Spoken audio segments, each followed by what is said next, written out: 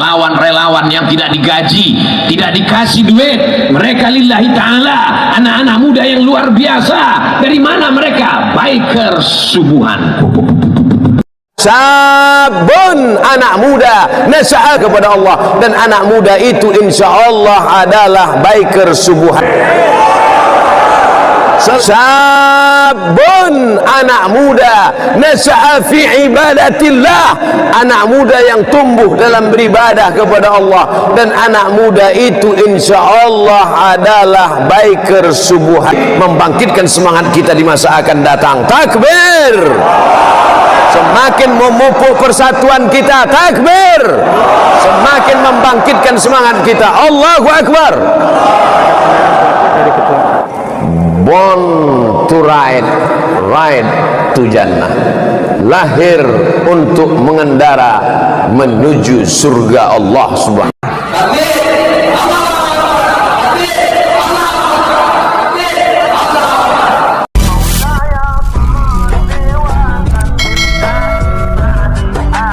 Kembali lagi kita belajar bersama untuk membuka pendengaran, penglihatan hati kita, untuk meniti ke dalam diri, untuk belajar lebih sadar, menuju kepada kesadaran sejati yang mudah-mudahan pembelajaran ini selalu bermanfaat untuk kita semua.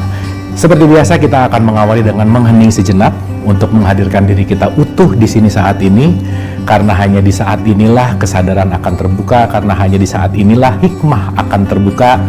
Mari kita sama-sama menghening sejenak untuk kita menghadirkan diri kita utuh di sini saat ini. Menghening dimulai.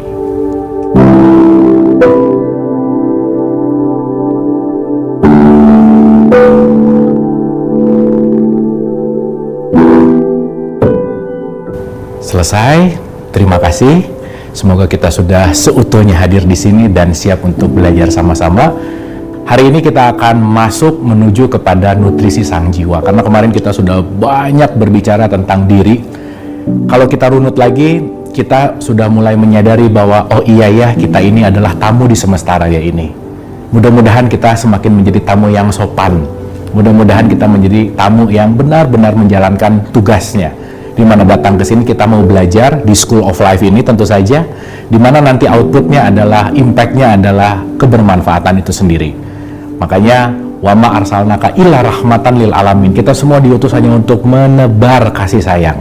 Mudah-mudahan dengan seiring pembelajaran ini semakin kasih sayang juga terlalu tersebar kepada siapapun ke semesta raya ini, dan kita menjadi insan-insan yang selalu bermanfaat. Kemarin udah kita bahas bahwa jasad itu perlu nutrisi pasti. Kan ada lapar gitu ya, hari-hari itu ada lapar. Lapar itu adalah ciri-ciri kalau tubuh udah mulai perlu nutrisi itu. Tetapi, sadarkah kita, ketika kita mendapatkan rasa lapar bahwa itu sinyal dari tubuh kita yang sedang memerlukan nutrisi. Tapi kan kita udah bahas juga bahwa pertanggungjawaban kita kelak itu bukan urusan jasmani. Karena tubuh ini hanya akan berakhir di tempat pemakaman umum, selesai. Tetapi nanti urusan pertanggungjawaban itu masuknya ke dalam konteks yang namanya jiwa. Kesadaran yang lebih dalam dari tubuh ini. Oleh karena itu, mari kita berdiskusi tentang ini, mari kita sama-sama belajar tentang ini, yang mudah-mudahan setelah kita belajar ini, nutrisi kita jadi seimbang, bukan hanya nutrisi jasmani ya, tetapi nutrisi rohaniah juga terpenuhi. Oke, seperti biasa, saya izin menggunakan coret-coret supaya mudah untuk menjelaskan. So, pemirsa di rumah, kita akan mengulang sedikit tentang who am I. Kita sebagai manusia yang dimana memiliki tubuh fisik yang disebut dengan jasad, gitu, dimana jasad ini progressing penciptaannya sangat luar biasa, begitu ya kira-kira, yang penting untuk kita sadari. Maka yuk kita mulai belajar selalu bersyukur terhadap tubuh ini, selalu bersyukur terhadap semua anggota tubuh yang menjadi tools atau alat kita untuk belajar di semesta raya ini. Nah, naik satu level di jasad itu adalah masuk ke dalam konteks yang namanya jiwa. Jiwa itu adalah softwarenya, jiwa itu adalah programnya. Maka tangan ini akan berbuat baik atau jahat, itu tergantung program di dalamnya. Kalau programnya jahat, dia akan jahat. Kalau programnya baik, dia akan baik gitu. Jadi tangan ini akan selalu mengikuti program yang ada di dalam. Dan bagaimana kita mereprogram itu tergantung dari kesadaran kita gitu. Dimana inti dari hidup kita itu, inti dari energi, inti dari sang hidup itu adalah ruh kita sendiri. Jadi kita sadari ulang, kita adalah ruh yang sedang diberikan kemasan jasad. Oke? Kita adalah ruh yang sedang diberi kemasan jasad. Maka di surat 32 ayat 9 di dalam Al-Quran dikatakan, aku tiupkan ruhku dan kami jadikan pendengaran, penglihatan, dan hati, tapi sayangnya sedikit dari kamu yang bersyukur. Jadi ternyata ya Quran udah ngasih tahu tuh informasi bahwa yang bersyukur tuh nggak banyak gitu. Maka mudah-mudahan kita yang menyaksikan ini, kita yang terus mau belajar, termasuk kepada yang sedikit, yang selalu mau untuk bersyukur. Dalam konteks kehidupan kita ini datang ke sini diberikan dalam tanda petik adalah tugas. Oke, ada tugas tuh. Maka masing-masing kita punya kurikulumnya masing-masing. Nggak ada yang sama. Kalau kemarin kita berbicara tentang penokohan, kalau kita berbicara tentang teatrikal, masing-masing kita punya castingnya masing-masing. Jadi nggak ada yang sama.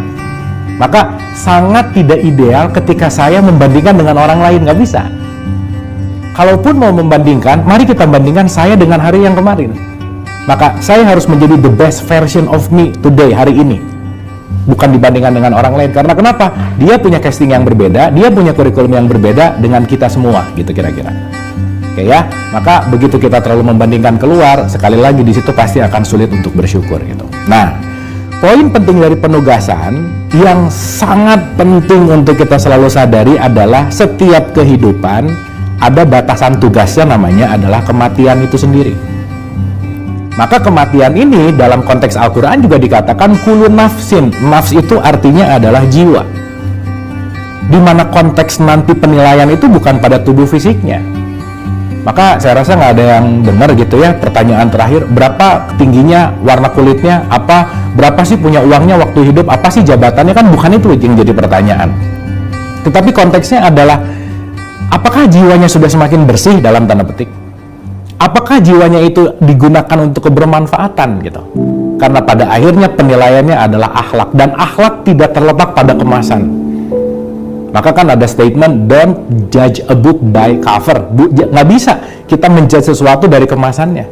Karena yang terpenting sebetulnya isinya gitu.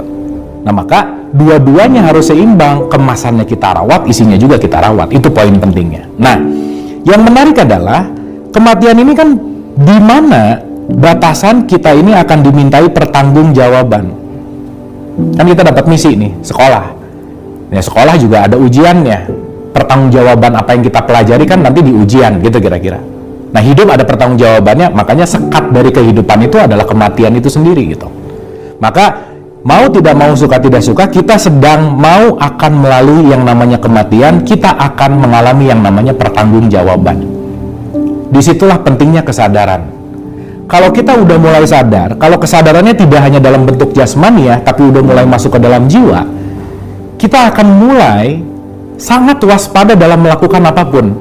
Kenapa? Karena kita sadar apa yang kita lakukan tidak setitik pun luput dari recordingnya semesta ini. Maka nanti akan kita pahami lebih dalam, semesta itu punya sistem, namanya tabur tuai. Apa yang saya tanam, saya akan mendapatkan hasilnya. Jadi kalau saya sekarang nanam melon, saya pasti dapat buah melon. Berarti kalau hari ini saya panen caci maki, jangan-jangan kemarin-kemarin saya banyak nanam caci maki juga. Maka jangan terlalu banyak nyalahin keluar gitu. Jangan terlalu banyak nunjuk keluar. Karena kenapa? Yang datang ke saya itu selalu yang selalu saya tanam. Disitulah nanti kita akan mengerti hukum konteks dari tabur tuai, di mana jiwa kita nanti yang akan sangat berperan dalam menjalankan hukum itu gitu. Sekarang yang menarik lagi adalah ketika hidup akan mengalami mati akan dimintai pertanggungjawaban.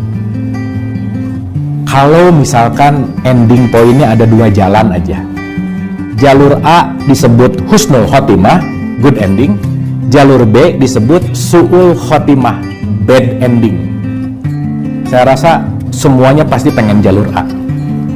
Tapi pemirsa di rumah, jangan salah, di jalur A ini kalau mau milih ada tanda bintangnya. Apa itu? Syarat dan ketentuan berlaku. Karena kenapa? Husnul khotimah itu adalah impact. Impact itu adalah hasil dari sebuah proses. Maka proses akan menentukan hasil. Dan wilayah kita sebagai manusia adalah selalu menikmati prosesnya. Maka sebaiknya kita nggak terlalu sibuk dengan nanti hasilnya gimana ya, hasilnya apa, dan seterusnya. Oke, itu penting untuk dipikirkan, tetapi nggak usah terlalu dipikirkan. Karena kenapa? Hasil itu sudah dalam konteks urusannya semesta, urusannya Tuhan, urusannya Allah. Yuk kita selalu belajar fokus dalam proses. Karena dalam proses yang oke, hasilnya juga pasti oke. Kalau kita berbicara masalah konteks pertanggungjawaban yang terletak pada jiwa, terus gimana supaya syarat dan ketentuan tadi berlaku tadi bisa kita penuhi untuk menghasilkan husnul khotimah, good ending, kematian yang baik gitu kira-kira. Dan saya rasa ini semua kita dambakan gitu. Ternyata Al-Quran memberikan indikator parameter good ending itu bukan dari fisiknya. Karena di surat 49 ayat 13 dikatakan inna akramakum indallahi atqakum, yang artinya yang paling mulia di sisiku, kata Allah, adalah yang paling bertakwa. Nah, saya rasa kalimat takwa ini sangat familiar. Apa sih takwa? Gimana cara jadi orang takwa? Dan implementasi yang bisa kita lakukan sehari-hari. Oke, sekarang kita pakai analogi sederhana lagi. Tadi di awal dikatakan bahwa kalau tubuh sudah mulai kerasa lapar, berarti sudah mulai perlu asupan. Nutrisi tubuh, nutrisi fisiknya perlu diisi. Jadi saya rasa di bahasan sekarang nggak perlu ngomongin lagi nutrisi fisik lah ya, kita udah tahu gitu. Apa? Makan, minum. Tapi balik lagi, yang akan dimintai pertanggungjawaban kan jiwa. Pertanyaannya, orang bisa selalu mengisi nutrisi jasad, tapi belum tentu mengisi nutrisi jiwanya.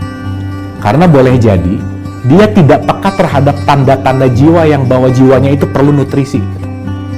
Contoh ya, kalau pemirsa di rumah sudah mulai merasakan ada khawatir, gelisah berlebihan, susah bersyukur, bad thinking terus, overthinking terus, itu tolong mulai diwaspadai tuh. Indikator parameter yang barusan saya sebut itu adalah indikator parameter jiwa yang haus akan nutrisi gitu. Semakin jiwa kekurangan nutrisi, semakin kita akan sulit menikmati hidup. Susah untuk merasa cukup, pengen lebih, dan seterusnya gitu. Dan itu salah satu di mana nutrisi jiwa kita sedang memerlukan recharging, sedang memerlukan asupan nutrisi gitu. So, kesimpulan sementara, yuk kita balik lagi. Jasad nutrisinya makan, minum. Nah, saya singkat aja jadi mamin, makan, minum. Jiwa nutrisinya adalah ketakwaan. Karena jiwa berkaitan dengan kemuliaan, maka inna akramakum indallahi atqakum, saya ulang, yang paling mulia di hadapan Tuhan, di hadapan Allah adalah orang yang paling takwa. Sekali lagi, penilaiannya bukan faktor fisiknya, tetapi isinya. Nah, sekarang kita renungkan nih. Yuk, kita memiliki jiwa sebagai software atau program, di mana tadi udah kita mengerti jiwa nutrisinya adalah ketakwaan. Oke? Di mana takwa itu adalah hasil dari kemuliaan seseorang. Maka nanti kita akan mengerti, dalam semua tradisi agama dan kepercayaan pasti ada ritualnya. Dan sadarilah, ritual adalah jembatan menuju kepada takwa, jembatannya bukan hasilnya. Oke, contoh. Ketika saya hanya menjalankan ritual secara jasmani, jasad saya aja nih yang sedang melakukan ritual. Tapi apakah jiwanya terhubung? Belum tentu. Sebagai gambaran singkat, ada orang yang lagi sholat misalkan. Sholat bisa hanya menggerakkan jasad, tetapi jiwanya nggak sambung kepada Sang Maha, kepada Allah, gitu kira-kira. Jadi dia hanya mengerjakan jasmani ya, olahraga, tetapi tidak melakukan olah rasa. Ternyata, kembali lagi, Utsluma uhiya ilaika minal kitab wa aqimis shalah inna sholata tanha anil fahsya'i wal munkar. Sholat mencegah dari perbuatan keji dan munkar. Output dari gerakan sholat kita adalah kejinya turun, munkarnya turun. Berarti kualitas jiwa kan, bukan masalah fisiknya. Makanya mohon maaf, kenapa dalam setiap ending sholat selalu salam kanan dan salam kiri? Salam itu kan damai. Berarti ketika saya sholat konteksnya adalah tidak hanya jasmani ya, tetapi jiwa kita juga turut tunduk kepada Allah itu sendiri, maka keberadaan jiwa kita akan menjadi damai kanan dan damai kiri. Kita akan menjadi pendamai dimanapun dan dalam kondisi apapun, gitu kira-kira. Nah, oleh karena itu, yuk kita lihat nih, ciri-ciri orang yang bertakwa yang akan menjadi nutrisi bagi jiwa kita. Dan ini sangat tertulis jelas di dalam Al-Quran di surat 3, 133 sampai 135. Itu nanti kita akan melihat bahwa siapakah orang yang bertakwa. Oke ya, di Al-Imran 133 saya langsung ke terjemahannya, kira-kira begini kalimatnya. Dan bersegeralah kamu kepada ampunan dari Tuhanmu dan kepada surga yang luasnya seluas langit dan bumi yang disediakan bagi orang yang bertakwa. 134-nya lanjut. Isinya gini, nomor 1. Siapa sih orang yang bertakwa? Oh, ternyata semua jembatan ritual kita hanya mau membuat kita untuk menjadi orang nomor 1 ini, yaitu orang yang menafkahkan hartanya baik lapang maupun sempit. Nih, nomor 1. Berarti kalau menafkahkan hartanya baik lapang maupun sempit, siapa orang takwa yang nomor 1? Orang yang belajar melepaskan kemelekatan. Dan berbicara menafkahkan ini bukan hanya berbicara masalah uang, enggak. Karena kita bisa berbuat baik melalui apapun. Mau itu pakai tenaga, mau itu pakai pikiran, mau itu pakai uang. Karena kenapa? Nilainya bukan seberapa besar, bukan seberapa sering, tetapi kembali ketika kita berbicara masalah ikhlas. Murni nggak mengerjakannya? Contoh ya, kadang-kadang antara ikhlas dan dalam tanda petik penuh kepentingan itu beda tipis gitu. Contoh misal, ini mohon maaf saya pakai contoh ini supaya mudah gitu ya. Misal lagi nyetir terus datang pengamen. Kita nyiapin uang, itu ada 2 poin tuh. Bisa jadi kita ngasih uang supaya udah cepet lah pengamen biar nggak lama-lama, biar nggak keganggu sayanya, gitu kira-kira. Tapi kalau ikhlas, bukan itu tujuannya. Berarti yang nomor 1 ada muatan tuh. Nomor 1 ada kepentingan kita. Memberi dengan ada kepentingan. Dimana itu balik lagi ya, nggak ikhlas juga sebetulnya. Dan kita tahu dan kita sadar bahwa sejatinya yang akan diterima dalam tanda petik adalah bagaimana sikap hati kita, yaitu keikhlasan itu sendiri gitu. Jadi sekali lagi, nomor 1 berbicara tentang bersedekah atau menafkahkan harta baik lapang maupun sempit. Saya akan menuliskan di sini dengan konteks yang namanya kemelekatan. Mau rajin sholat, mau rajin umroh, mau rajin haji, mau kurbannya banyak, tapi maaf banget pelit gitu misalnya, dalam tanda petik ya. Berarti dia belum masuk ke dalam kesadaran takwa gitu. Maka salah satu yang memberatkan jiwa adalah melekatnya semua apa yang kita rasa kita miliki gitu. Yang kedua, di Al-Imran 134 tadi itu dikatakan, siapa orang yang bertakwa? Orang yang pandai menahan amarah. Nah, ini nomor 2 nih. Pandai menahan amarah. Jadi kalau sholatnya rajin, umrohnya rajin, tapi amarahnya juga rajin kita misalnya. Nah, berarti nggak ada impact gitu. Dan yang ketiga ini yang paling best of the best sih sebetulnya. Kenapa? Karena nomor 3, tipikal orang takwa, nutrisi jiwa kita adalah memaafkan kesalahan orang lain. Ini poin penting banget nih. Jadi kalau banyak khawatir, jangan-jangan masih banyak yang belum dimaafin tuh. Kalau banyak stres, depresi, cemas, ketakutan wah udah deh, pokoknya jadi nggak nyaman. Jangan-jangan banyak kotoran-kotoran jiwa yang belum dilepaskan dalam bentuk memaafkan gitu. Nah, oleh karena itu, sederhana kalau tadi jasad itu inti untuk nutrisinya adalah makan, minum. Ternyata jiwa kita itu nutrisinya adalah berbuat kebaikan dalam bentuk menolong, bersedekah, menafkahkan hartanya. Bahwa ketika saya menahan amarah, saya sejatinya sedang memberikan nutrisi untuk jiwa saya. Bahwa ketika saya sekarang lagi mau memaafkan orang, bukan masalah gengsi, bukan masalah dia yang salah, bukan.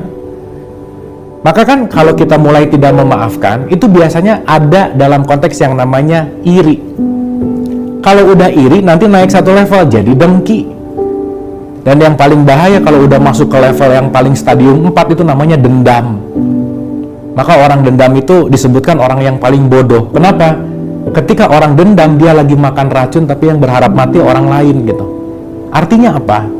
Begitu kita tidak melepaskan atau dalam konteks kotoran-kotoran jiwa ini dengan bentuk memaafkan, jiwa kita akan tetap kotor dalam tanda petik.